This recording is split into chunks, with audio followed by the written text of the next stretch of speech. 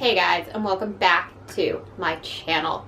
So today I'm really excited because I'm finally doing my review of the September house. I know it's in November. Well, I know it is November, and I started reading this in September, but then I didn't even finish it until the beginning of October, and then I went away, and so here it is. It's now. But it is getting its full video because I am so excited. Because this was a book that I saw just talked about on Instagram. I liked the title when I read the premise, so I was like, that sounds up my alley. It felt very spooky season, so I bought it. This is a debut novel. I'd never heard of Carissa Orlando before, and oh my god, I am so happy that I did. But before I dive into that, I just want to give a shout out to this dress. This is by La Femme Noire. This is part of their officially licensed Tim Burton Sleepy Hollow collection, and I love it. I'm wearing it tonight because I'm going to see Sweeney Todd on Broadway, so like Tim Burton adjacent, because he did adapt the original play into a movie. I didn't even realize that. That's why there's songs in it. But I'm going to see it tonight. I'm very excited. So just have to give that a little shout out. Also, my nails look atrocious, but it kind of goes with like the vibe, so wasn't against that. Anyway, September house. I'm gonna read the inside flap for y'all really quickly. A woman is determined to stay in her dream home, even after it becomes a haunted nightmare, in this compulsively readable, twisty, and layered debut novel. When Margaret and her husband Hal bought the large Victorian house on Hawthorne Street, for sale at a surprisingly reasonable price, they couldn't believe they finally had a home of their own. Then they discovered the hauntings. Every September, the walls drip blood. The ghosts of former inhabitants appear, and all of them are terrified of something that lurks in the basement. Most people would flee. Margaret is not most people. After 4 years, Margaret has learned how to live with the house. It's her house, after all. But Hal can't take it anymore, and he leaves abruptly. Now, he's not returning calls, and their daughter, Catherine, who knows nothing about the hauntings, arrives, intent on looking for her missing father. To make things worse, September has just begun, and with every attempt Margaret and Catherine make to find Hal, the hauntings grow more harrowing, because there are some secrets the house needs to keep. So, when I first picked this up, I thought this was going to be a really cool take on a haunted house story. I loved the idea of the setting being in this old Victorian, told from a modern perspective, which is something that I think is very tricky to do well, but I was very intrigued by it. The way the house is described is so beautiful. It just really, oh my god, it makes you love it.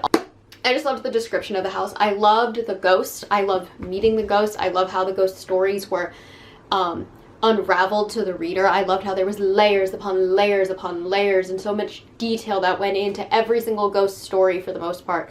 And how as the book went on, the narrative just continued to unravel their stories. And once we thought we knew the basic haunting of each ghost, but there was so much more, and I loved it. I really loved our main ghost.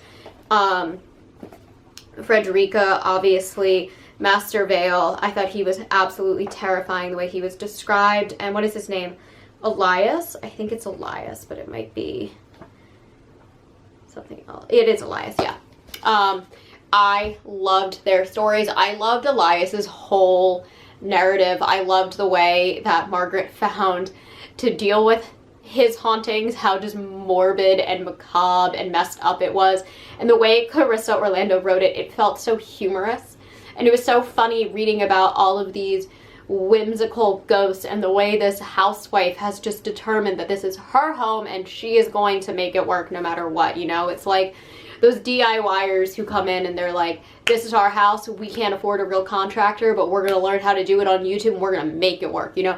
I loved that kind of voice that you had with Margaret. And I've said this a lot, but it reminded me a lot of like T. Kingfisher, where it was very colloquial. You could feel Carissa Orlando coming through as this contemporary modern day woman in her characters, and I really love that. It's something that I'm learning to like more and more because it's something you don't really see too often in horror, especially horror set in a Victorian haunted house. However, what really made this book shine to me was the metaphor that it was. I was not expecting this book to be this deep. To be perfectly honest, I wasn't expecting it to be heavy. I wasn't expecting it to be sad and shocking.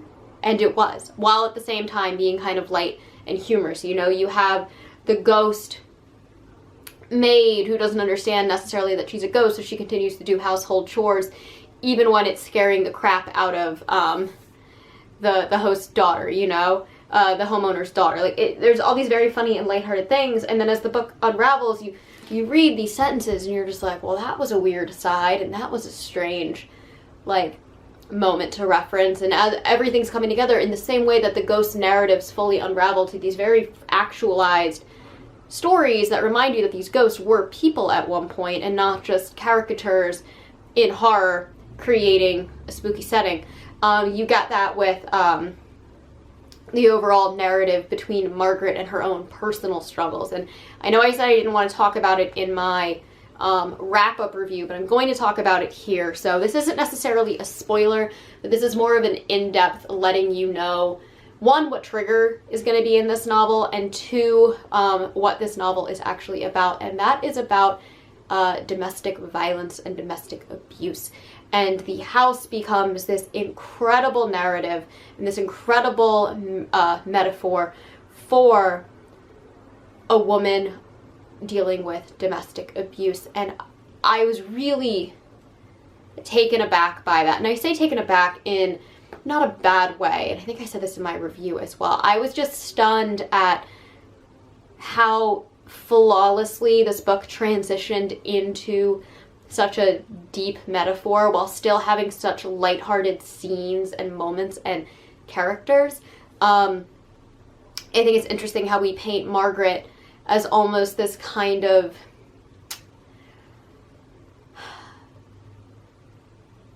giddy, kind of happy-go-lucky woman on the surface, and the more you dig into her, the more layered she is, the more tragic and strong of a character she is. She kind of almost has this lightheartedness as her armor. And I think the introduction of Catherine and how Catherine sheds light on who Margaret is, as well as how Margaret sheds light on who Catherine is just so unique. And this is a great story about a mother-daughter bond in a sort of dysfunctional family, in a dysfunctional setting. And I just loved all of it. I loved Carissa Orlando's questioning of familial roles. I loved her questioning of, again, family ties as well as what society expects of you. And I thought it reminded me a lot of Anya Allborn's writing. However, it was way more lighthearted than Anya Allborn. She really kind of just hits you over the head with the dismal, morbid darkness. This was so well balanced with these kind of funny asides and these wacky moments that were shielding something so much more intense and realistic. And you've come to find out, like, I love when horror novels do this, and horror movies as well, that the supernatural monster isn't as scary as what someone could be facing in reality. And it's paralleled so well in this book, especially because it's so obvious that they are kind of one and the same concept, that it's saying the same thing in two different ways, and they just complement each other very strongly to really hit the point Carissa Orlando is trying to make. And one of the things that I was really concerned about is once I figured out where this story was going, I was really concerned about the ending, because I feel like sometimes you can have a really strong message in a book, but when it's a metaphor, if you don't stick the landing, you can kind of ruin what the metaphor means.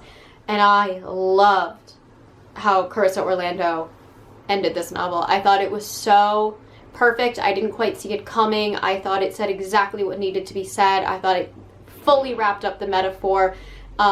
Really, really empowered our main characters, and I thought it was brilliant. I thought it was really, really brilliant. And again, like I was saying, all of the narratives of all of the ghosts that we see throughout the entire novel really continue to play a part in this story. They're not frivolous asides, even though they seem like they might be from the very beginning. So I really, really loved that. I also just absolutely adored the characters of Frederica and Edie. I thought they were quirky and fun. Edie is the, like, nosy next door neighbor, and Frederica, as I mentioned earlier, is like the ghost, like kind of like the friendly ghost of the house. And they were just charming characters who also kind of hid these tragic backstories behind them. And I just loved this kind of lightheartedness on the surface, and then the further you dig, the more you realize the tragedy being hidden behind there. I thought it was just so well done. I love that all of our major main characters are women. Even like the main cop that we deal with, when they start getting the police involved at one point, which is kind of sprinkled throughout the whole story, is a woman. I just really, really enjoyed how feminist this novel was. But it was something that I feel like is a feminist novel in disguise. Like, you can just read the novel at its face value and kind of read a story about a haunted house, or you can dig really into it and just see all of these different layers between the mother's relationship, a daughter's relationship, a wife's relationship, you know, just all of these women throughout different points of their lives, different experiences in their lives, and just how in these different circumstances they prevail. And I love this. I thought this book was so great. I will say this was a 4-star read for me. The more I think about this book, the more I like it. But I will say there were several moments that felt a little slow, that kind of dragged on, where I wasn't 100% sure where the story was going. But I thought the beginning was very strong and the ending was very strong. And it was very close to being a 5-star read, but it just wasn't a book that gripped me entirely from start to finish. But I do think that it was just beautifully done. I cannot wait to read more from Carissa Orlando. Just for being a debut novel, it is one of those books where I'm like really stunned that this is the story that was a debut. This is a kind of story so like well put together that I would have thought it would have come from somebody who's at least 2 or 3 books in at this point. Like I said, there are definitely moments, and I said this in my wrap-up as well as when I spoke last time about the Spite House, but there are these moments where I get this kind of Johnny Compton feeling, where there are these ideas in there that Carissa Orlando, you could tell, wanted to put, and you add kind of these extra ideas, and they don't always work. But they lay the groundwork for what you know is going to eventually be a top-notch writer.